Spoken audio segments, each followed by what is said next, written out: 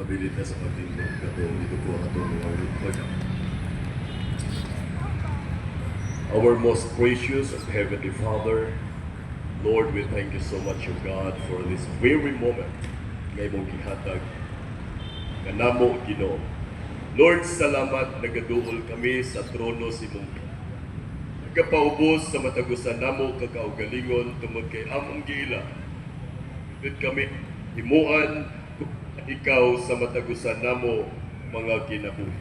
Lord, nining oras sa salamat sa diin mo'y nagkahatod ka namo niining panagtigom aron lamang o Dios sa pagsaulog sa ika-81 katuig sa kinabuhi sa amuang pinalangga nga former President Rodrigo Roa Duterte kung asa man siya karong dapita sa The Hague. Salamat nga matinud-anon ikaw nga Dios nga padayong nagaatiman, nagalipon sa iyang kinabuhi taliwala sa tanang pagsulay nga midangat sa iyang buhi og salamat usab o Dios sa tanan nga ania karon.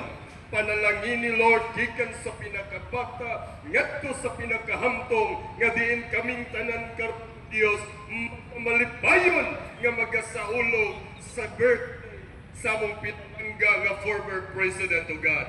Sa o Dios nga magapataliwala ikaw ang Dios nga labing gamhanan, magpakikuban ni ining maong buluhaton do nga diin makahimo kami sa pagtapos nga wala gayoy mga kakulian o God. Lord, salamat sa tanan-tanan. Salamat sa imong presensya. Salamat sa matagusa nga ani karon.